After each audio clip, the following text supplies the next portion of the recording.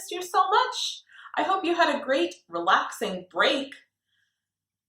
This week, we are going to be focusing on our perceptual motor skills. That means going around things, under things, over things, starting, stopping, going fast, going slow. And one way to practice doing those types of skills is to dance. I love dancing, don't you? Maybe we'll have a dance party at our next group meeting.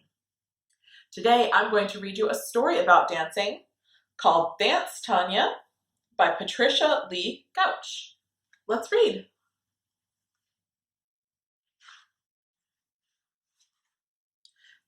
Dance, Tanya, story by Patricia Lee Gauch. When her older sister Elise put on her leotards and slippers to practice, Tanya put on her shirt and took off her shoes to practice too. When Elise did her positions, first, second, fourth, and fifth, Tanya did too. When Elise did a perfect plie, Tanya did too. When Elise practiced her pirouette and arabesque, Tanya did the same. Tanya particularly liked to do the arabesque. Sometimes Tanya liked to dance alone, or dance a pas de deux with her ballerina bear Barbara. And when her mom put on Swan Lake and Elise danced a whole song in arabesques and jetés right across the living room floor, Tanya put on her tutu and danced arabesques and jetés across the living room floor too. Tanya made a very good sad swan. Have you noticed that this story has a lot of really big words that you haven't heard often before? Jeté, arabesque. What do you think that is? Those are dancing words, and a lot of these ballet dancing words come from France, so they're spoken in French. I don't normally speak French, so I'm sorry if I get some of the words a little bit wrong.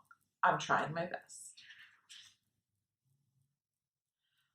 But when Elise went to her lesson and Tanya wanted to go too, her mother said, "You're too little, Tanyette. Someday." And so sometimes Tanya would go along, but only to watch her sister Elise and all the other dancers through the big window as they danced their arabesques and their jetés across the wide dance floor.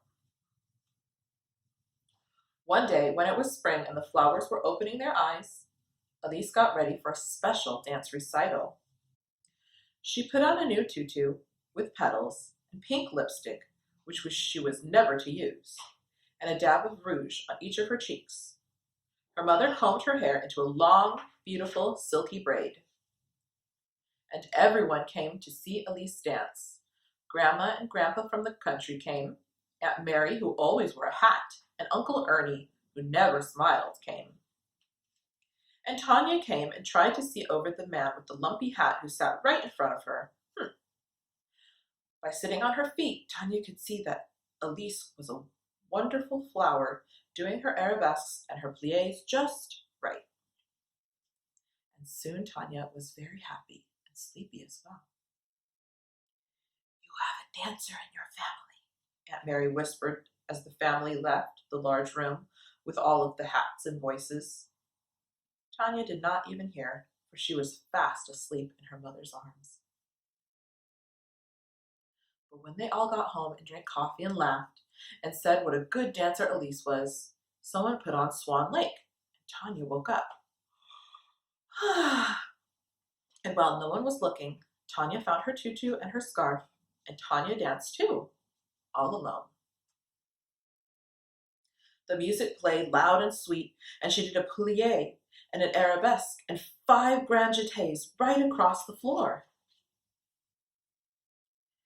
"Dance, Tanya," her sister said, and her mother held her breath. Grandma looked over her glasses. "You have 2 dancers in your family," she said. Everyone in the room clapped. Elise did too. Tanya was such a wonderful sad swan. "Bow, my Tanyette," her mother said, and Tanya bowed. Then she crawled back up onto her mother's lap like a tired kitten and went back to sleep again. But her mother did not forget. On Christmas morning, Tanya discovered a large package under the tree for her. In it, she found a shiny case, a pair of her own leotards, and slippers just the right size. "Come along, Tanyette," said her mother when it was time to go to Elise's lesson. "Bring your case," her sister said, and Tanya knew she wasn't too little anymore. The end. I hope you find some time today to dance, whether it's with your family, with your friends, or just by yourself for fun. Thanks for joining me. Until next time.